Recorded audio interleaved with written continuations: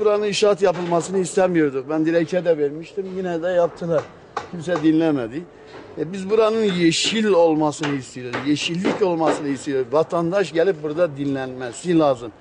Yaşlı insanlarımız var. Çarşıya gelemiyor. Buraya yakındır. Gelir oturur yarım saat, bir saat dinlenir. Buradan gider. Onu istiyorduk. Bina istemiyorduk. Şimdi bina da inşaatına devam ediyorlar. Dilekçemizi vermişik. Her neyse kimse kabul etmedi. Bir kaydaya almadılar bizi. Şimdi devam ediyorlar. Tam 2 senedir bu parkla uğraşıyorlar. Kış gelmiş daha gelmiş inşaat yapıyorlar. Ya ne gerek vardı şimdi buna? Bize bahçesinden, çeperinden vazgeçiyor. Ne olacak? Bu mahalleler böyle mi kalıyor? Yani böyle düzen bu mudur ya? Bu mudur ya? Aşırı bir düzen. Kıbrıs mahallesi yani. Kıbrıs da aynı. Bahçeli evler zaten. Kıbrıs, Yeni Mahalle, Mirzan. Bu 3 tane mahalle çok bozdu. Yani bir kere yani kentsel dönüşümü girmesi lazım.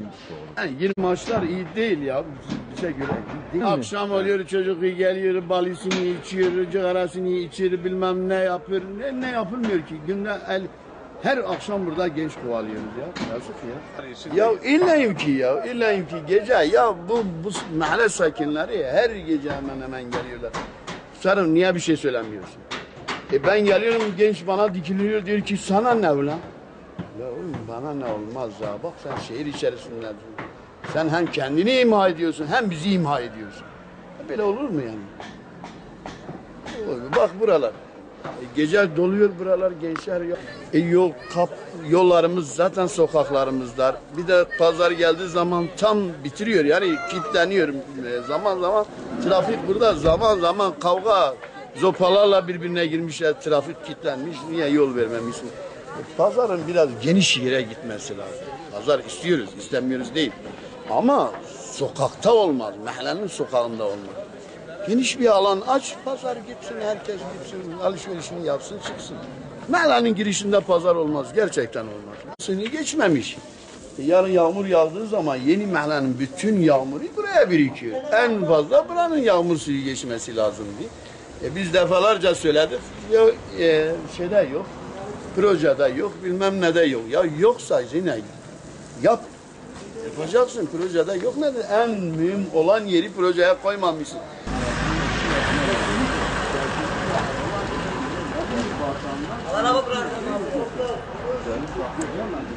Bir daha direkt kuruyorlar, direkt yapıyorlar. Bir demire çeviriyorlar, bir betona çeviriyorlar. Ya bırakın ya, yer altından yapın gidin ya. Yer altından bu elektriği alsınlar. Acilen bu elektriği yani almasını istiyorum. Kesinlikle elektriği. Şimdi o yollarımızı yapıyorlar, altyapılarımızı yapıyorlar. Ya elektriği yapsın elektriği. Önce elektriği yer dibini yapsın, ondan sonra üst yapısına geçsin. Elektrik yapmadan yarın öbür gün elektrik gelir de diyeceğim ben kazacağım, yeraltı yapacağım. Yine biz mağduriyet biz oluruz. Mağduriyet yine bizdedir. Ya çok. Kıbrıs Mahallesi, Mirzan, o bir de buradan bu yani daha. Şimdi burası Yeni Mahalle. Yeni Mahallenin üst kısmıdır. Üst kısmı dediğimiz çamlık var burada. Çok güzel bir manzaramız da var. Altyapıcılar gelmiş buraya. Bir kısmını yani rahat olan yeri kazmışlar. Borusunu atmışlar. Kazılmayan yer var. Taşlıktır biraz. Yok taşlıktır yapmayacağız. Ya yapmayacağız diye bir şey yok ya. Sen bu eve sen imar vermişsen mecbur kanalını da götüreceksin kardeşim. Bu adam sana su parasını veriyor mu? Elektrik parasını veriyor mu? Vergisini veriyor mu evin? Sen bunun altyapısını nasıl yapmasın? Yok taşlıktır. Ya taşlıklı kırıcı getir kır. Nerede kazılmıyor kırıcı getir. Şimdi kazma kürekle orada kazmıyorsun. Şimdi her şey teknoloji olmuş. Adam vuruyor hemen kazıyor, kırıyor, ediyor. Bu ara sokaklar komple duruyor. Dilekçe de vermişim. O da bekliyorum, sonucunu bekliyorum. Ve bana her gidişimde yapacağız, muhtar yapacağız, sıkıntı yok yapacağız. Ama arkada da şirket bana diyor ben yapmıyorum kardeşim. Belediye gelsin bana desin niye yapmıyorsun ben cevabını vereyim diyor bana ya. Ben gitmişim belediye bana diyor ki nasıl sana böyle bir şey diyor. Biz onunla konuşacağız. Ya çağır gelsin neyi konuşacağız? Çağır gelsin beraber konuşalım ya. Yok biz konuşacağız muhtar sıkıntı olmaz yapacağız ama belediye de o kendi şey diyor yani. Şimdi nasıl kendi şey diyor?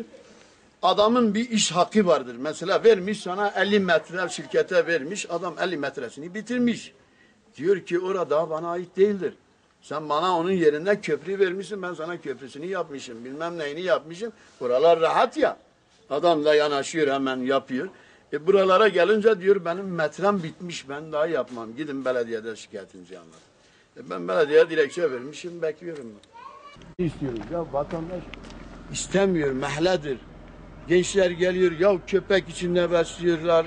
Balisini çekirler. Ya yazıktır. Gençlerimize de yazıktır. Şimdi bunların kaldırılması lazım. Adam evini yıkmış. Ya satsın ya kaldırsın götürsün kardeşim. Gençlerin ne işi var burada ateş yakmak evin içinde ya? Bu mahalle içinde bir Mahallenin tehlike değil içerisinde mi? aile tehlike. Çok büyük bir tehlike yani. Diyorum ya gece bakıyorsun alev çıkıyor buradan. Ya kaç kere geldik burayı söndürdük. Kaç kere emniyete gittin, belediyeye gittin.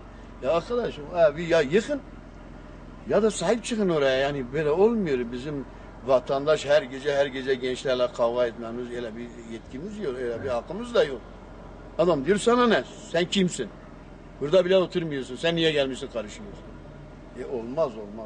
Ve 5 sene 10 senedir yani bu sorunu yaşıyor. Ay olmuyor ya. Ha direkt. Yok kardeşim bak evlere yakışıktır. Yok elektriktir ya. Dünyada elektrikten pis bir şey yok.